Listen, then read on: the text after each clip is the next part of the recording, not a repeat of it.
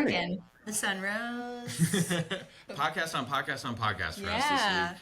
I love it. And I'm super, super excited because I have been fangirling Jay since we met at the Digital Summit. Was that 2 years ago? It was 2 years ago. God. Yeah, I know. And yeah, that he hurts. remembered. Yeah, he remembered I had a hat on, so that was super cool. Iconic hat. Yeah, and we're literally still using his tips from his presentation. So, nice. yeah, right? So without further ado, we've got 21 minutes today with Jay Schwedelson. Did I do that right? Nailed it. Way to go. Wow. Yeah. 0 10 out of rehearsal. 10. Thank you. Nice. Yeah, Thank that was you. good. Yes. The guy behind over 1 million email sends is what we're calling this episode. It's probably way more than that, though. What do you think? Yeah, we send actually on an annual basis 6 billion emails. Oh, Good God. well, we Yeah. should revise that title. Yeah. 6 100% revision. billion. Yeah, with it's a lot of B. email. It's a lot of email. That's a lot of email. So you probably Yeah. know a thing or two about email, among No. other content pieces. I know nothing. That's how it feels to be a marketer these days. I feel like every day I wake up, we're just learning something new and something else has happened that you've got to figure out how to conquer. Yes. Yeah. My favorite conversation with normies not in marketing is like, what are you guys doing about this? Or how do you guys approach this? People asking for free unsolicited marketing Let me advice. pick your brain. Yeah. Yeah. And I'm just like, We're going to figure it out. I don't think we know yet. Like it changes so much right now. Yeah. That it's tough. Yes. It's tough to just answer that question anymore. Yep. 100%. Every day is a new day, and that's why we have jobs, right? Yeah. Facts. Yeah. So at least for now, AI, we'll get into that. I want to kick us off though with just a really transparent, upfront hot take from you. Being that you've tested more subject lines than literally anyone on the earth, now that we know it's 6 billion emails that you're Yeah. sending, what's the most outrageous hack that you've seen work? We had something that we did recently that was a total mistake. We did not mean to do it, and it actually crushed it, which was we were going to be doing a send with first name personalization, which I actually hate in the subject line, where, the subject line says, J, comma, blah, blah, blah, blah, blah. And regardless, we had to do the tactic. Client wanted to do the tactic. So we sent it out, but we screwed up. And we screwed up. All we had was the first name in the subject line. It just said, Jay or Sarah or Brian, nothing else, no other words. And it had the most incredible, highest percentage of people opening up the email you could possibly imagine. And the client was like, you did so great. And we were like, we suck. This is a total mistake. So, sometimes things that you have no idea are going to work. Yeah, I think probably shortly after the conference, we sent an email twice to the same audience, like one after another. And it was like the best performing email we had that year. Yeah. And the client was like, what was this? And then we were like, well, Yeah. There you go. turns out that generated more web traffic than anything else we've sent this year. Right? Yeah, because you got to break out of the mold, right? Because you have to do the stuff that not everybody's doing. And sometimes it's just, even by mistake, it works. I feel like, you're obviously known for email, and you've got a couple sort of best practices that you choose to rebuke, which I appreciate. I feel like testing and now, listening to your podcast, you've had some all-stars, Gary Vee, we just saw recently, which is amazing. And you hit, top 5 charts now? Is that what's happening? Yeah, that was weird. We hit number 1 in marketing, but we hit top 200 out of all shows in the United States. We just actually were ahead of Oprah for a few days. And That's incredible. my wife was like, your podcast is terrible as compared to Oprah. And I'm like, that's so rude. That's so wrong. God. Somebody's So, got to keep you down to earth, Humble. what we learned is the shorter we go, and you all know this because you keep your podcast 21 minutes, the shorter we go, the better it does. So I think if we get down to 0 minutes, we might become the most popular show in the country. Yeah. Great hack. Your retention time is going to be great. Right. at Yes. least. Yeah. That's right. So, real talk, what do you attribute the success to, though? We try to be very tactical, and we don't get into a lot of these. Everyone thinks that they're like Barbara Walters, like they're the greatest interviewers of all time. When the reality is, a lot of times when people start podcasts, they're starting it because they have knowledge to share. They have a lot of experience, and yet they turn themselves into interviewers, right? And really, at the end of the day, you're usually starting a podcast because you want to share stuff. So when we flipped the script and we realized that, because I'm a horrible interview, I'm actually terrible at it, and we made it really short, super tactical, and then we also insert something ridiculous into every episode. You know, my take on reality TV, the fact that today we released an episode where a bird actually went to the bathroom on me when I was walking outside the other day, I was like listening to just that this morning. ridiculous things. Yeah. So what I appreciate about, your content, your podcast, your brand, I think in general is you've sort of mastered the art of being fully who you are as a personal brand and infusing that into the content and the approach of what you're doing, right? And so there's a level of almost informality but still technical skill and actionable tips. Yeah. Where I think a lot of people can't really master that. It's one or the other, right? Like they're a personal brand, or they are just strictly, by the book tips and tricks. I mean, I appreciate that. So what was your question? I suppose. No, yeah. Well, I'll tell you how it happened. It happened by accident. I didn't I wasn't like, oh, I really just want to share my life. Because in my personal life, I haven't posted on Facebook, I don't know, 12, 13 years or whatever it is, because I think it's horrendous. And I also think there's a direct correlation between how much people post on Facebook about their great relationships and how bad their relationships actually are. Facts. Like, those are people are going to break up. But anyway, what really happened was during COVID, I had my agency, and I thought I was going to go out of business because I had a big payroll, about 100 people, whatever. And all the budgets were shrinking. And I'm like, oh my God, I'm going to go out of business. And so I was like, what can I do? And I think I had 500 connections on LinkedIn. I had never really posted before, nothing. And I just said, I got to meet 1 million people. Maybe that way I'll get more business somehow. And I just started like posting and sharing and doing, because I was frankly scared out of my mind that I was going to go out of business. Yeah, And what I quickly realized is that this is the world now. You know, we want lo-fi content. We want people to share information on who they are. And to your point, you got to layer in real stuff too. But the humanity of it all is what breaks through now in terms of content. And we just see it everywhere. Yeah. How do you translate that to like a more tactical form of marketing and promotion, like email, right? Yeah. Like, how would you make that suggestion to a brand who either, I think about some of our clients who are just accustomed to like sending an offer, right? Like that is what they use the platform for. Do you have any? Yeah, I think it's a great question. Let's talk about email. Let's talk about subject lines for a second. So what do most marketers do, whether you're a business marketer or consumer marketer, when you're sending out that email in the subject line, you're constantly pushing whatever it is that you are trying to get done. So let's say you have a webinar, right? You might put the first word of your subject line as being webinar, or even most ridiculous, free webinar, right? Or if you have a sale, you'll say, 30% off. Because this is what you're trying to get, consumed.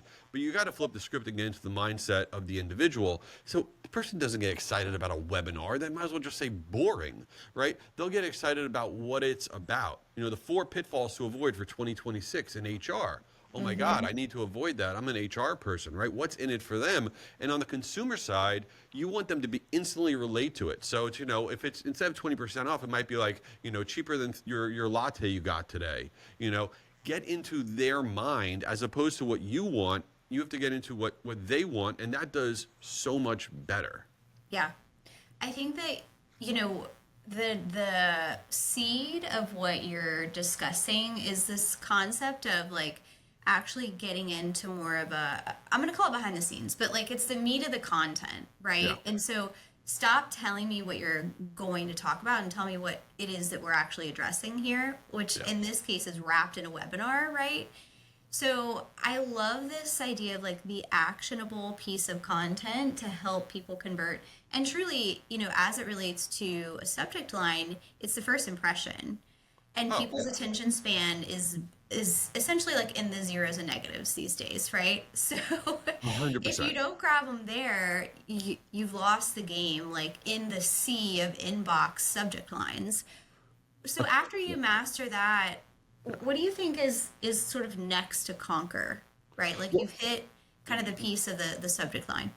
The way email works is it's a chain, right? And so every link in the chain, and if you lose somebody in anywhere link in the chain, they're gone, right? So you start out with your from name, then you have your subject line, you have your pre-header, you have your headline, and every step along the way, they have to hold on. That chain has to stay or else you lose them, right? And so, for example, that next element, the pre-header after the subject line, that like second subject line of that little gray text, that is so valuable real estate, and people just take it for granted.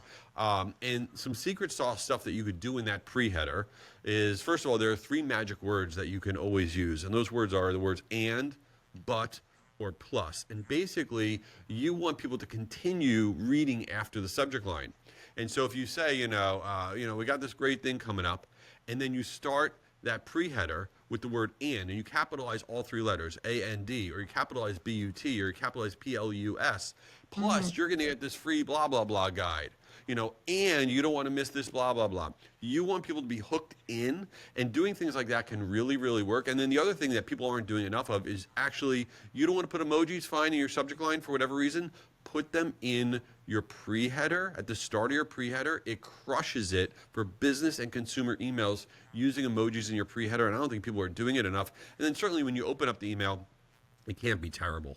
You can't have, it's just so boring. Everyone's so boring. And we see it with like blocks of text. Like if you have blocks of text, it can't be more than 3 lines. Anything more than 3 lines, your click-through rate goes into the toilet. So just thinking about the experience is how you get your emails to perform. Yeah, I love that. I love flipping the subject in like pre-header kind of like on the traditional right way to do it. Like that's such an incredible concept, and we've done some of that, but I'm over here like itching to get out of the seat so I can go change some stuff right now. It's not my fault. Yeah, right.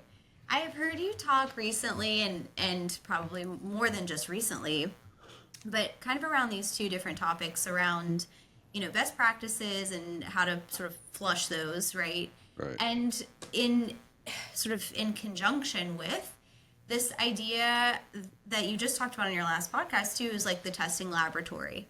Right.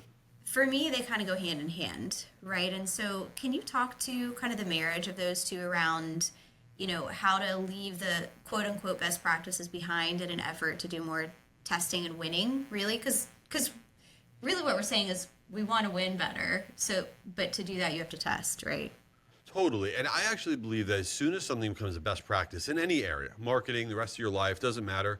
It is legacy, it's old. It's like this Jurassic Park of outdated ideas that's usually sprinkled with like some misinformation. I mean, best practices are literally, garbage. And the problem with best practices, they get recirculated, right? So people say, avoid free in the subject line, avoid these spam trigger words. Here are the trigger words that if you put them in your subject line or in your body copy, you go to the junk folder. That's information from 1985. That's not a thing anymore, right? But literally, while we're sitting here, I guarantee there's a new article saying these are the words, to avoid. And that is the case for almost every best practice. And if you're in an environment, in your work environment, and whoever you're reporting to or whatever is holding on to these legacy best practices, and there's not this ability to test these new things, that's really terrible, because you just can't move the ball forward. You're stuck in the past. So you have to win the day in getting some ability to do some testing and to actually, and listen, you might be wrong. Some of these best practices may still work. That's why it's called testing. But if you don't have the ability to test, then you are in a loser situation. Right. Yeah.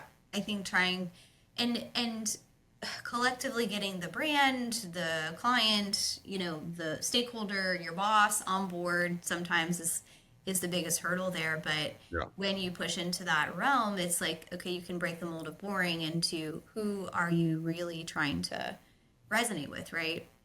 Totally. I feel like, to the extent of boring, because I'm on board with this, I feel like it can mean a lot of different things to different people, right? Because boring to me may not be boring to someone else. We're dealing with boring right now. Right now. Not to call out problems, but yeah, it's true. So I feel like, the testing bit will allow you then to try and figure out what's not boring to your people instead of, in sort of the atmosphere. That said, testing in the formal way, like sending to your list, there's also other places you could do that. AI comes to mind immediately, right? It's like in a piece of every conversation we're dealing with at the moment. How do you see email changing because of it?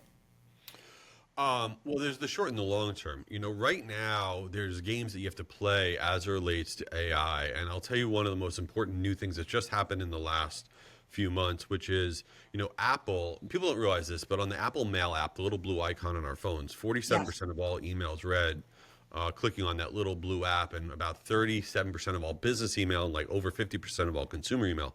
But now the big thing, forget about all their tabs they have, the promotions tab, the updates tab, all this tabs that nobody really likes or uses. Okay, the big thing now is the big push on the priority inbox, meaning that when your phone is on lock and you get those, notifications, right? We all get them. You got a text message, you got whatever. They're really pushing now having your priority, what they're calling priority emails, to show up on the lock screen. And that's going to happen more and more as we head into 2026. And what we're seeing is, and this is all being driven by AI. And what we're seeing is if you actually start your subject lines with certain words, the ability to get into the priority inbox goes up by over 50%. So for example, if you get a ticket on Southwest Airlines and it says your confirmation of your reservation, that's going to show up because they're deeming that to be really important. So there are certain words now, like the word confirmation or access granted, right? Or confirmed. If you actually start your subject line with these things, and it's like, for example, access granted, you're 30% off inside. You're actually able to play the game and tie into Apple's AI push and have your email show up as a priority email on lock screen. So really thinking about how AI is being pulled into marketing and what you can do to benefit from it right now. I'm sure a year from now, Apple's going to figure that out and undo all of that. But right now, if you actually use these special words, you can get a significantly higher open rate on your emails. Yeah. Free cut in the line. Yeah. So smart. Fast pass. I love it. So smart. Yeah. Yeah. Because the name of the game, the content once you open it, but to your point, like how they're putting the message in different folders and prioritizing, and because you can't open something you don't ever see. So Exactly. It's so smart, like the technical sort of behind the scenes. So as we think about, kind of the behind the scenes component, once you nail the message, the content and the subject line, are there other processes that you would recommend, like laying into the testing and send process to hack the system like this? Because the priority, inbox that you just stated is kind of brilliant. Well, yeah, it also, there's still little things, so everybody can do them. So, for example, I think the pendulum has swung too far with AI, meaning that everybody, myself included, we go to AI and help us write our blog, help us write our email, subject lines, whatever, right? And because of that, regular people that are getting our emails, professionals or consumers, they're actually seeing things that are kind of like AI-ish, and we are tuning it out, whether we realize it or not. So, for example, we all know M dash is the long dash. You can't include that in anything because ChatGPT will be the first to tell you it gives it back in everything that's out there. So you can never use an M dash, but there are other things. So, for example, we've seen the word unlock. Okay, if you start your subject line with the word unlock, it radically depresses performance because it's a word, for example, that ChatGPT will tell you it gives it back with almost every promotional email that it's asked for suggestions on. And if you go to your inbox, it's like we're all like locksmiths. Everybody's unlocking some nonsense. But if you go to ChatGPT and you say, hey, ChatGPT, what are the most common words and phrases that you give back for, email copy, for headline copy, for landing page copy, for subject lines, for blog titles, for podcast titles? What are the most common words? These are actually the words and phrases you want to avoid because whether we realize it or not in our subconscious, it's causing us to keep on scrolling because we kind of feel like it's wallpaper. So actually un-AIing some of our stuff, asking AI how to un-AI it will get you a lot more engagement.